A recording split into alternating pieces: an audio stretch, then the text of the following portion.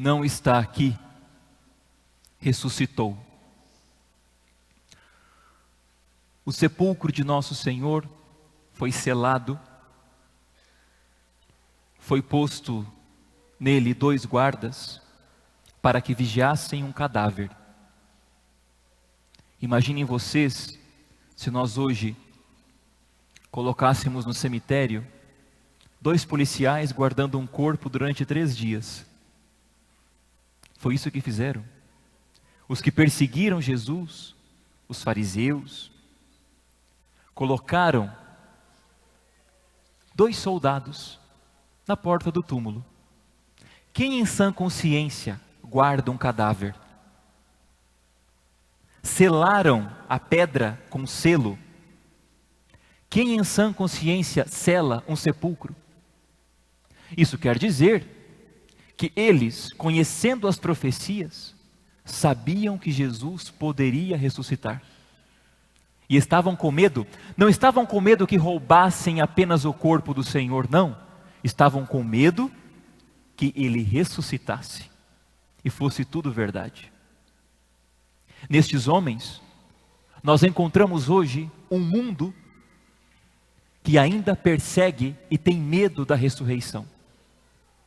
Homens hoje ainda têm medo da ressurreição. Homens poderosos ainda hoje querem calar a voz do Cristo ressuscitado, a voz da vida verdadeira. São homens que temem a ressurreição, porque se a ressurreição existe, se o Cristo ressuscitou dos mortos, então tudo muda. Toda a nossa vida, toda a história muda. Por isso, eles querem calar a voz da verdade ainda hoje. Mulheres pressurosas vão até o túmulo. Mulheres que amaram Jesus, como Maria Madalena, e foi no dia seguinte até o túmulo buscar ungir o corpo do seu Senhor, terminar o processo de embalsamento. E quando chegaram, viram a pedra removida, os lençóis dispostos, dobrados.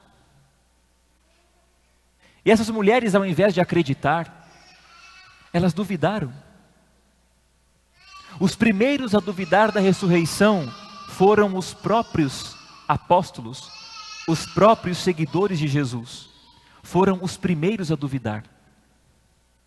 Eles, a quem Jesus disse tantas vezes: deverei sofrer, mas ressuscitar. Mas se preocuparam só com a morte.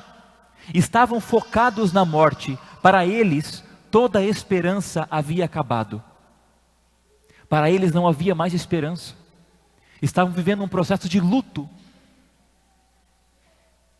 E quando esse anjo aparece a ela e diz: mulher, a quem procurais? Não está aqui, ressuscitou. E mesmo ainda sem acreditar, ela vão aos apóstolos e o Evangelho diz: alguns achavam que isso era um desvario. Mas Pedro, aquele que deveria confirmar a fé da igreja como Papa, foi o primeiro a ir ao túmulo e encontrar o túmulo vazio e acreditar. Nós temos aqui 2 pecadores. Maria Madalena, a pecadora perdoada, e Pedro, que negou Jesus 3 vezes.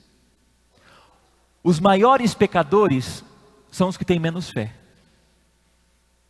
Mas depois que se arrependem, são os que têm mais fé. Por isso, Maria Madalena foi a primeira que teve um contato com o Cristo ressuscitado, porque ela muito amou. E Pedro, porque muito arrependeu-se de ter negado o Senhor. Por isso, Pedro e Maria Madalena são a imagem de todos aqueles que, arrependidos, buscam se encontrar com o Senhor. E encontraram um sepulcro vazio, escuro, mas iluminado pela luz da ressurreição. Encontraram um sepulcro gelado, gélido, mas caloroso pelo amor de um Deus que ressuscita e salva o seu povo. A morte não podia prender aquele que disse: eu sou a vida. O pecado não poderia destruir aquele que é a própria pureza. Por isso o sepulcro vazio é um grande testemunho da ressurreição de Cristo. Mas afinal de contas, o que é esta ressurreição? Jesus não voltou à vida como Lázaro. Jesus não ressuscitou para morrer novamente. Jesus ressuscitou para uma vida nova, com um corpo glorioso. Jesus entrou na vida divina, na vida que não passará. Ele é a primícia dos que morreram, como diz São Paulo. E nós, olhando para Ele, conseguimos contemplar toda a natureza humana que um dia, ressuscitada na glória, participará da mesma ressurreição de Cristo, em corpo e alma. Toda a nossa vida, toda a nossa história, as nossas lágrimas, os nossos sofrimentos, as nossas alegrias, as nossas lutas, tudo estará num corpo glorioso e ressuscitado como o de Cristo. Um corpo que não está mais sujeito à lei do tempo e do espaço. Um corpo que não precisa mais das coisas deste mundo, mas um corpo que já entrou na vida nova, na vida do Espírito, na vida do Pai. Esta vida nova já começa aqui. No dia em que nós somos batizados, esta vida nova é infundida dentro de nós. E nós, caminhando neste mundo, devemos ser a imagem do Cristo vivo e ressuscitado, da vida nova. Nós, cristãos, não podemos, meus irmãos, de forma alguma, sermos um a mais, porque nós já recebemos a vida nova. Nós já somos novas criaturas no batismo. Tudo o que era velho já passou, agora tudo se faz novo. Porque não está aqui, ressuscitou. Esta frase para nós não pode ecoar como algo de uma lembrança histórica, ou algo que nós repetimos todas as vezes, não. Porque como eu disse, se Jesus ressuscitou, tudo muda. Tudo. Tudo muda.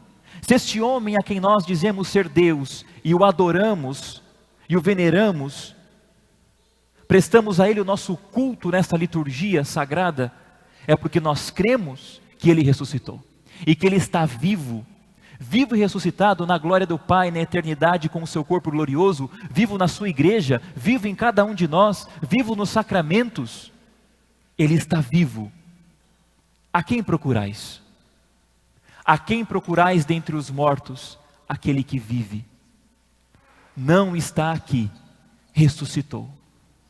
Que esta frase possa ecoar no nosso coração, nesta noite, enchendo o nosso coração de esperança, que recebemos de Deus a vida nova dada pelo batismo.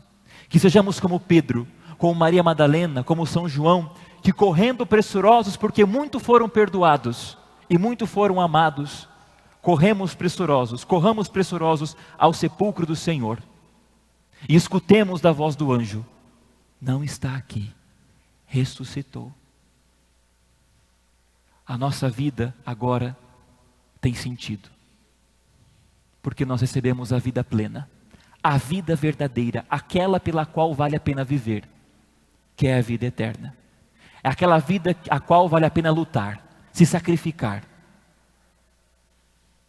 Peçamos ao Senhor que a luz da ressurreição invada o nosso coração e nos faça participantes do mistério de Cristo. Louvado seja nosso Senhor Jesus Cristo. Para sempre seja louvado.